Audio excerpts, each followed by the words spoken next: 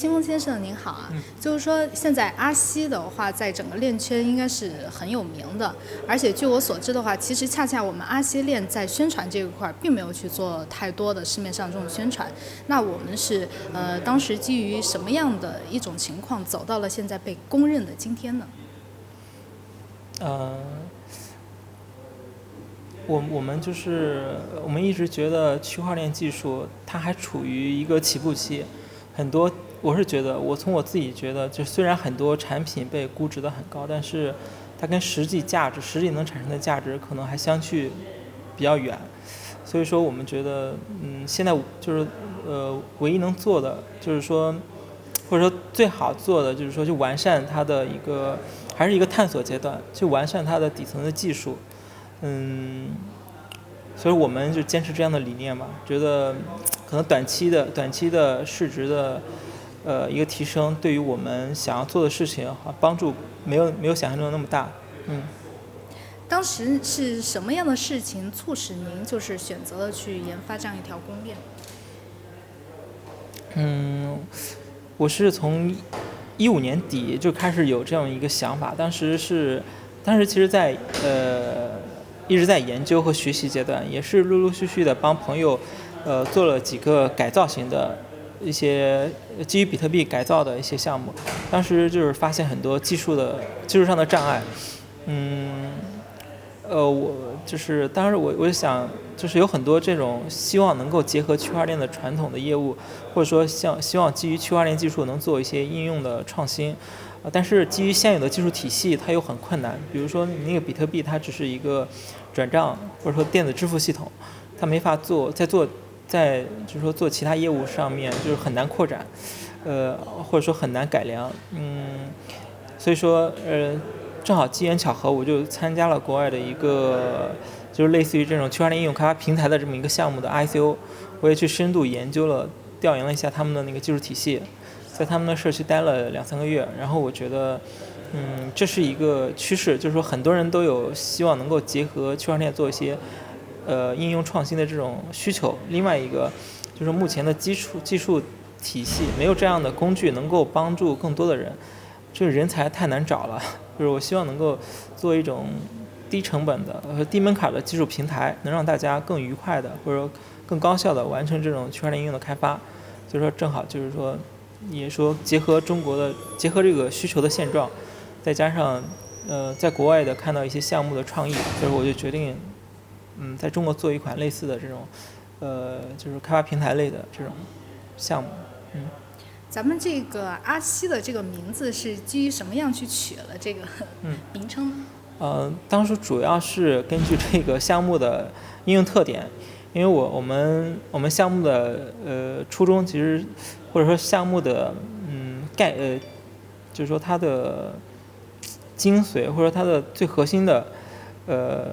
东西就是说做应用平台或者侧链应用，基于侧链技术的应用平台。侧链技术是我们一开始的这个核心技术特点。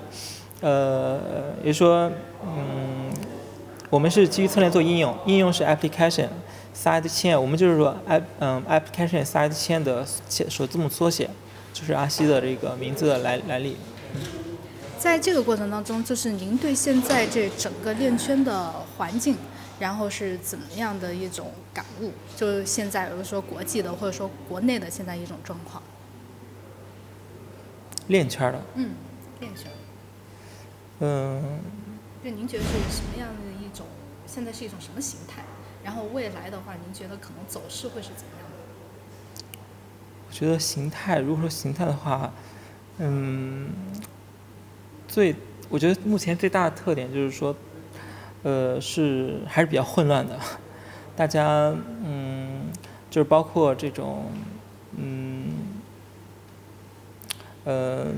就是这种传统资本的介入，还有这个各种项目的探索，还有各种理念的推广，我觉得就是一个没有标准，缺少监管，然后又有大量资本进场，然后就是各种项目鱼龙混杂的这样一个阶段。我觉得目前我看到的是这么一个阶段。那在接下来咱们阿西的未来的这样最近的最核心的一个战略规划会是什么？就我们再继续往前走进的过程。最核心的，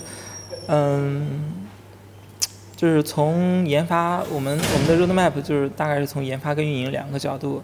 从研发方面，我们会就是继续迭代这个阿西的这个技术，我们会在比如说第3季度我们会就是发布2.0的白皮书，反正就是说总体的思路是更加给那个方便开发者，最好是让就说能够就是说给传统的外部开发者提供更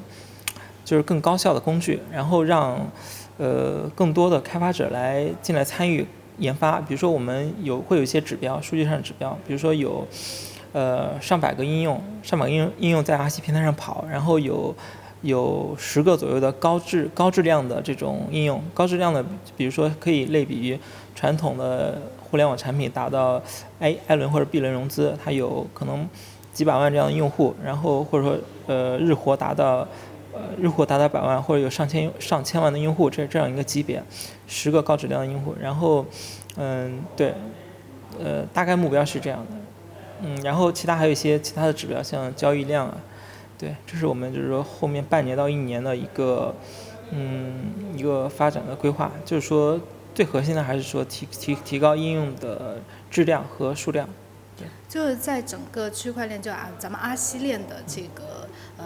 技术应用的这个研发，或者说咱们主链的这个研发过程当中，您觉得现在在整个链圈环境里面的痛点是什么？基于这种研发，就有没有什么硬件或者说软件的哪一块会是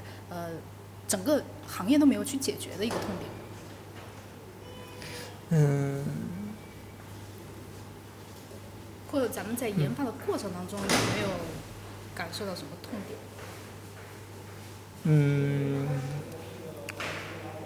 有的，就是目前来说其实最大的痛点就是说基础设施不全，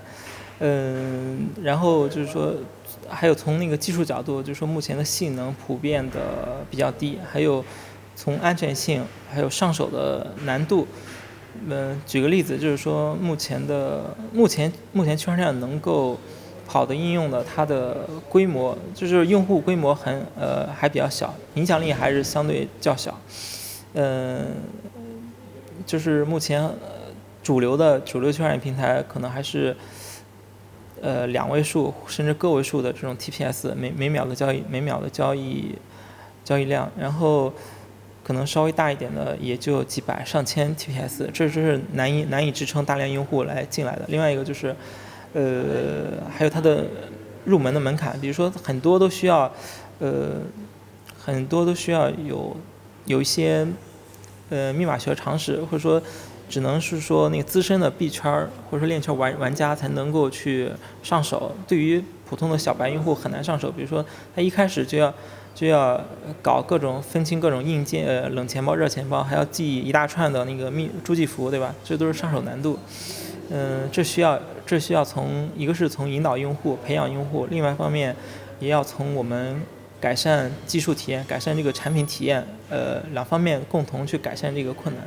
然后当然那个就是说那个吞吐量，就是性能那一块也在快速的改善中，各种新的技术都在研发，只不过还没到达一个成熟的阶段。还有困难的地方，另外一个困难就是说，大家对这个区块链还有，我觉得区块链可以从各种角度来去提升这个来去提升这个生产力，或者说改善传统的那个业务，或者说它的商业模式的瓶颈。但是大家就是说他的观点大家还没有统一，比如说有的人认为就是说我可能发个币用在区块链上发一个 token， 用 token 去激励这个用户就可以了，我 token 可以还是传统公司的那一套，它只不过借用 token来去激励他们的用户。另外一个就是说主张我们要做到足够的去中心化，我们的激励体系应该放在链上，这样才能更公平公正，不会有那个不会有那个中心化的那个权力过度集中的问题。反正就各种观点都有一定的道理，但是也是没有统一。所以说大家在选择技术选型或者说商业模式选型的时候，也就会面临选择。对，就是说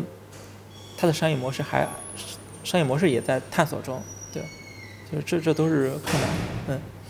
那像现在的话，我们链上的这种开发者会越来越多，然后侧链的应用的这种研发也会越来越多，而且现在整个市面上的话，其实研发人员是非常紧缺的。那咱们对这种研发人员这块有没有什么一些战略的部署？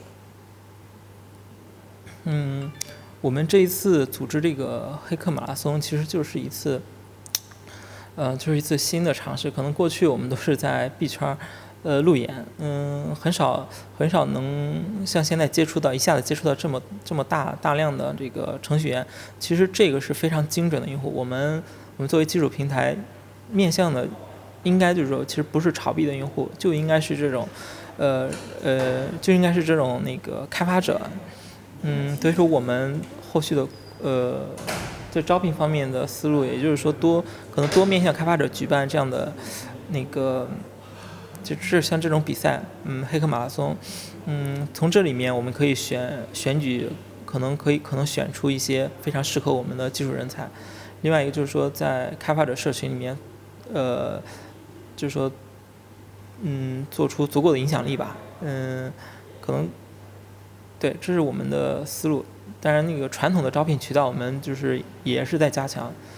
结合这两方面吧，希望能够后面我们现在技术团队是在扩张，就是也是在缓慢扩张中吧。好，非常感谢，谢谢秦梦先生。